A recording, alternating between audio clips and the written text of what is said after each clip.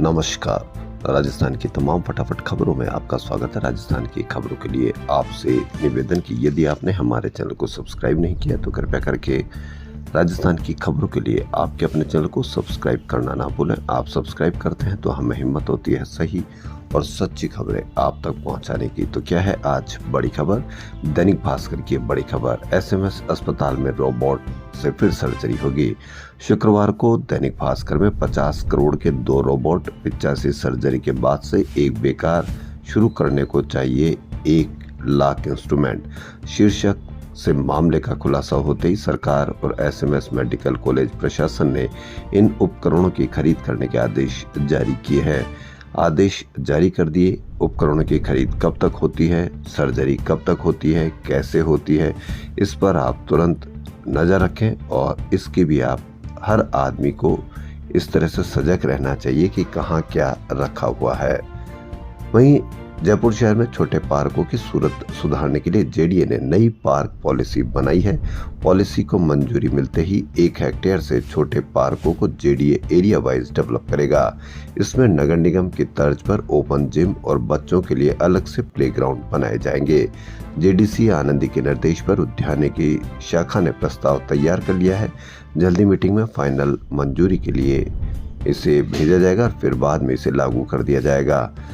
आप आम आदमी भी इस तरह से, अगर आपके पास में पार्क है तो आप भी कोशिश करें कि उसमें ओपन जिम और बच्चों के लिए प्लेग्राउंड बनवाया जाए और उसकी देखरेख भी आप खुद भी रख सकते हैं और जेडीए भी रख सकता है।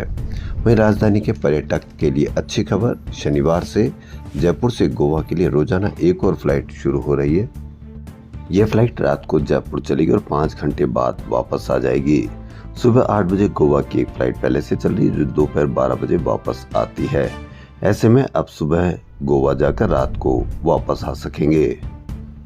राजस्थान सरकार ने मेट्रो के जयपुर में बड़ी चौपड़ से ट्रांसपोर्ट नगर और मानसरोवर से Ajmer bypass 200 feet road project का काम रोक दिया है।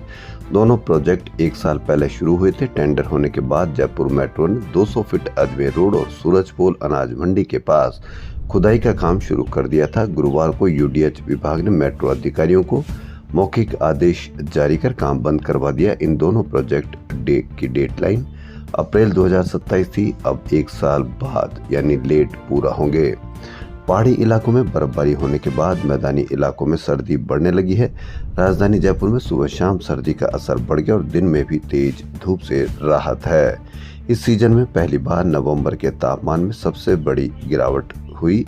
गुरुवार रात न्यूनतम तापमान 2.3 डिग्री लुढ़क कर 16.9 डिग्री पर आ गया। यह इस सीजन का सबसे न्यूनतम तापमान है। सामाजिक न्याय एवं अधिकारिता विभाग ने इस बार सामाजिक सुरक्षा पेंशनधारी वृद्धजनों, दिव्यांगों, किसानों और विधवा महिलाओं की दिवाली भी फीकी कर दी। सरकार ने इनकी पेंशन 150 रुपए बढ़ा तो दी, लेकिन भुगतान 2-3 महीनों तक नहीं हुआ। इस बार भी पेंशन 2 माह से रुकी हुई है। खातों में पैसे नहीं आ रहे। इससे पहले भी 3 माह ऐसा हो चुका है। पेंशन न मिलने से राजस्थान के 90 लाख से अधिक पेंशनर्स परेशान है। वित्त विभाग से राशि जारी नहीं होने के कारण पेंशन में देरी हुई। पेंशन में देरी क्यों हुई? और ये महाराष्ट्र में इस तरह से लाड़की बहन योजना जिनके चालू करते ही उनकी पेंशन आ गई, तो इसको भी आप तुलना कर करके आप देखें क्यों वहां चालू हो गई और क्यों यहाँ रुकी हुई है।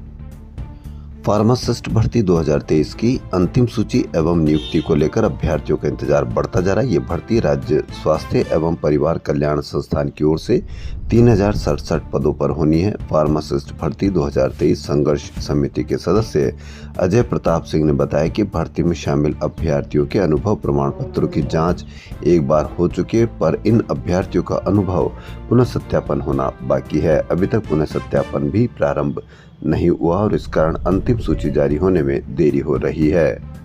आरएएस अधिकारी के थप्पड़ मारने के मामले में नरेश मीणा के खिलाफ राजस्थान पुलिस सेवा के अधिकारी भी आ गए। आरएएस एसोसिएशन के समर्थन में उतरे आरपीएस अधिकारियों ने नरेश मीणा के खिलाफ दर्ज अन्य मामले जिनमें आरोप प्रमाणित हो चुके हैं उनमें भी गिरफ्तारी की मांग की है। आयुर्वेद जीवन जीने की कला है। यह हमारे को अपनी दिनचर्या को व्यवस्थित करना सिखाती है। आयुर्वेद के प्रति आमजन को जागरूक करने के लिए अभियान चलाने होंगे, ये कहना है ऊर्जा मंत्री हीरा लाल नागर का। ऊर्जा मंत्री नागर ने विश्व आयुर्वेद परिषद, राष्ट्रीय आयुर्वेद संस्थान मानद विश्वविद्यालय जयपुर एवं आयुर्वेद विश्वविद्यालय जोधपुर के संयुक्त तत्वाधान में शुक्रवार से 3 दिवसीय आयुर्वेद कुंभ संयोजनम 2024 का शुभारंभ किया। राजस्थान विश्वविद्यालय ने 9 साल पहले 4 करोड़ रुपए की लागत से बने कन्वोकेशन सेंटर का इस्तेमाल करने के लिए पॉलिसी बना ली है। इसमें न केवल साफ सफाई, बिजली बल्कि सुरक्षा व्यवस्था भी रहेगी।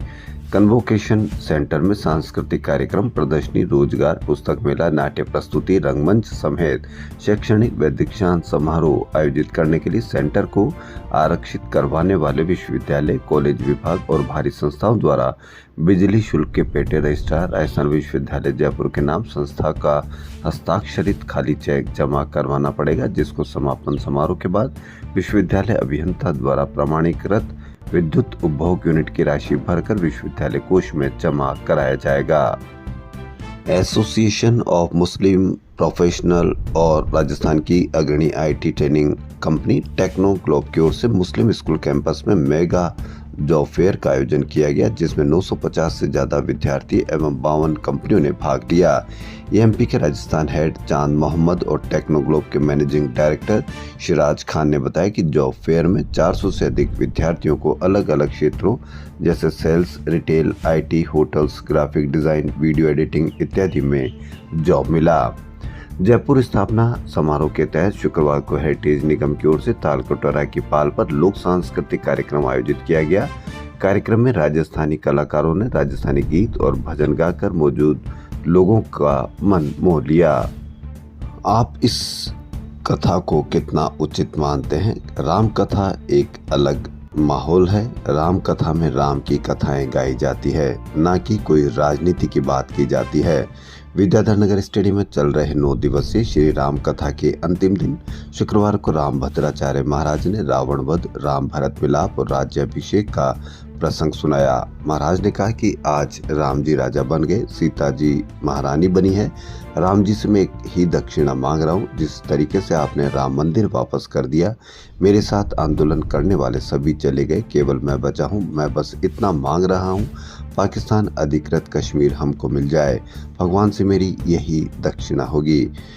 क्या पाकिस्तान अधिकृत कश्मीर हमको मिल जाए यह मांगना या राम कथा में इस तरह के बयानबाजी करना, क्या आप इसको उचित मानते हैं? क्योंकि वहाँ जो भी भक्तजन आए वो श्री राम की कथा सुनने आए हैं, ना कि कोई राजनीति की बात करने आए हैं। यह राजनीति मंच अलग हो वो ही अच्छी बात है। इस पर आप अवश्य कमेंट करें। गुरु नानक देव जी का प्रकाश पर्व शुक्रवार को मनाया गया। गुरुद्वारा राजा पार्क में सुबह अमृत वेले से ही नित्य नेम के पाठ व आशा दीवार के कीर्तन दरबार साहिब अमृतसर से आए हुए रागी जत्था भाई रविंद्र सिंह बटाला ने किया। गुरुद्वारा साहिब के सामने भगत सिंह पार्क में मुख्य कीर्तन दरबार सजाया गया, जिसमें बच्चों ने कीर्तन किया। देवली के समरावता गांव में निर्दलीय नरेश मीणा द्वारा एसडीएम अमित चौधरी को थप्पड़ मारने के बाद से राजस्थान के आरएस अधिकारियों ने पेन डाउन का ऐलान कर दिया। 7 सीटों पर उपचुनाव की आचार संहिता लगी हुई है। आचार संहिता के बीच आरएस अफसरों ने 2 दिन हड़ताल कर दी, बैठक और धरने दिए। आखिर शुक्रवार को सुबह 9 बजे सीएम से मिलने के बाद 11 बजे फिर मीटिंग कर अपनी हड़ताल तोड़ने का ऐलान किया। पूर्व मंत्री प्रताप सिंह खाचरियावास ने कहा कि देवली उनियारा के उपचुनाव में थप्पड़ कांड के बाद निर्दलीय उम्मीदवार नरेश मीणा को लेकर सरकार ने समरावता गांव में रात को जिस तरह से पुलिस वालों से हमला कराया, उसे किसी भी कीमत पर लोकतांत्रिक और कानूनी नहीं कहा जा सकता। मुख्यमंत्री यदि चाहते तो पुलिस सुबह तक इंतजार कर सकती थी। अंधेरे में जिस तरह से गाँव के ऊपर हमला किया गया, उसे उस गाँव में 200 से ज्यादा लोग घायल हो गए। लोगों को पुलिस ने बेवजह गिरफ्तार कर लिया। महिलाओं को भारी चोटें आई। गांव के 50 से ज्यादा मकान जल गए। ये आरोप गांव के लोगों ने लगाए हैं। वहीं सचिन पायलट ने कहा कि राजस्थान के देवली उनियारा विधानसभा में मतदान के दिन हुए थप्पड़ कांड के बाद कांग्रेस नेता सचिन पायलट ने घटना की निंदा की है। उन्होंने घटना की निंदा करते हुए दोषी लोगों के खिलाफ सख्त कार्रवाई करने की मांग की।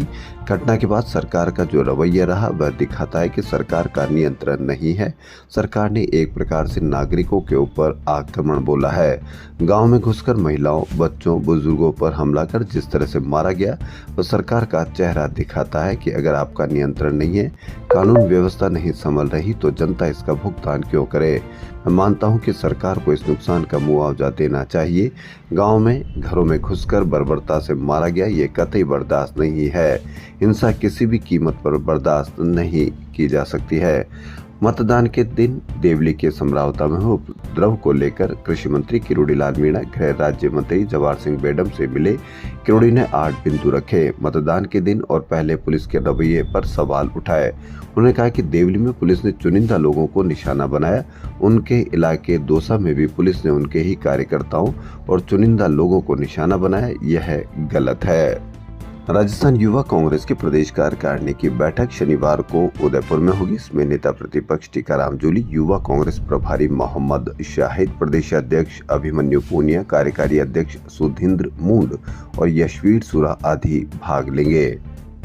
सचिन पायलट, जी हां, हमारे विरोधी कुछ भी कहे, नेगेटिव रहे, लेकिन महाविकास अघाड़ी चुनाव में एक पॉजिटिव एजेंडा लेकर चल रही है। अब केंद्र और राज्य दोनों जगह भाजपा ने सरकारें हैं। अब यदि आपका रिपोर्ट कार्ड मजबूत है, विकास किया है, लोगों के दिलों तक अपनी योजनाओं से पहुंचे हैं, तो बोलने की जरूरत कहां से आ गई कि बटोगे तो कटेंगे, एक है तो सेफ है। ये धर्म और समाज पर राजनीति लोग स्वीकार नहीं करते। यह बात आज यहां कांग्रेस के वरिष्ठ नेता सचिन पायलट ने दैनिक भास्कर के साथ विशेष मुलाकात में कही। साथ ही ऐलान भी किया है कि कुल मिलाकर महायुति कुछ भी कर ले, हम मराठवाड़ा ही नहीं राज्य में भी बेहद सशक्त उपस्थिति दर्ज कराएंगे। वहीं संविधान पर भाजपा की सफाई के लिए जहां तक भाजपा के बटेंगे कटेंगे की तरह कांग्रेस द्वारा भी संविधान आदि का डर दिखाने की बात है, तो मैं यही कहना चाहूंगा कि 10 वर्ष मनमोहन सिंह प्रधानमंत्री थे, क्या उन्हें एक बार भी सफाई देनी पड़ी कि हम संविधान नहीं बदलेंगे या हम आरक्षण से छेड़छाड़ नहीं करेंगे? तो क्या नौबत आ गई कि इस बाबत भाजपा को बार बार सफाई देनी पड़ रही है? हम किसानों, जलापूर्ति, सिंचाई आदि सभी स्थानीय मुद्दों पर बात कर रहे हैं, लेकिन चूंकि बटना कटना ज्यादा बिकता है, लोगों के मांस पर ज्यादा असर करता है यह, लेकिन लोग, जनता इसको पसंद नहीं करती है, इससे ज्यादा हाईलाइट कर दिया जाता है मीडिया के द्वारा, सोशल मीडिया के द्वारा। सवाल तो यह है कि जो सत्ता में डबल इंजन था वह क्या सिर्फ धुआं फेंक रहा था? पुष्कर के सालाना धार्मिक मेले के समापन एवं देव दिवाली के उपलक्ष्य में कार्तिक पूर्णिमा की शाम पहली बार पुष्कर सरोवर के 52 घाटों दिव्य भव्य महाआरती हुई। 52 पंडितों के सानिध्य में डिप्टी सीएम दिया कुमारी, कैबिनेट मंत्री सुरेश सिंह रावत समेत 300 जनप्रतिनिधि, प्रबुद्ध नागरिक, अधिकारी, कर्मचारी व महिला बाल विकास के कार्यकर्ताओं ने 5 बत्ती के स्टैंड तथा 3000 से अधिक श्रद्धालु व आमजन ने थाली में दीपक जलाकर महाआरती की। 52 घाटों पर करीब 10,000 श्रद्धालु मौजूद रहे। घाटों पर आकर्षक रंगोलियां व मांडने बनाए गए तथा 71,000 दीपक जलाकर दीपदान किया गया। जयपुर के परकोटे में बम ब्लास्ट की सूचना पर मचा हड़कंप, 3 घंटे चला सर्च, कुछ नहीं मिला, संदिग्धों से पूछताछ की। जी हां, पुलिस कंट्रोल रूम में शुक्रवार को छोटी चौपड़ जयपुर व बड़ी चौपड़ जयपुर में बम ब्लास्ट होने की सूचना से पुलिस व सुरक्षा एजेंसियों में हड़कंप मच गया। सुबह 11 बजे मिली सूचना के बाद मौके पर पहुंची टीम ने 3 घंटे तक सर्च ऑपरेशन चलाया, लेकिन कुछ नहीं मिला। उधर पुलिस सूचना देने वाले आरोपी की पहचान करने के लिए जवाहर नगर स्थित कच्ची बस्ती के 3 जनों से पूछताछ कर रही है। जिस व्यक्ति के नाम से सिम कार्ड जारी था उसने मोबाइल मामा को देना बताया। वहीं मामा ने पुलिस को बताया कि 2 दिन से मोबाइल उसके पास नहीं है। ऐसे में पुलिस कई लोगों से पूछताछ कर रही है।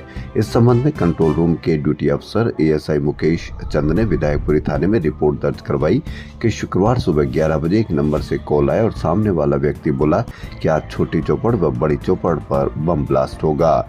इस पर उन्होंने तुरंत ही कोतवाली व माणक चौक एसएचओ सहित पुलिस के सभी बड़े अधिकारियों को सूचना दी। जयपुर शहर जिला कांग्रेस कमेटी के अध्यक्ष आर तिवाड़ी के निर्देश पर आदर्श नगर ब्लॉक कांग्रेस कमेटी में आने वाले 13 वार्डों में वार्ड अध्यक्षों की नियुक्ति की है। आदेश के तहत 13 वार्डों में अध्यक्ष बनाए गए हैं। राजस्थान की खबरों फिलहाल इतना ही। यदि आपको हमारा चैनल पसंद आए तो लाइक, सब्सक्राइब और शेयर अवश्य करें। धन्यवाद।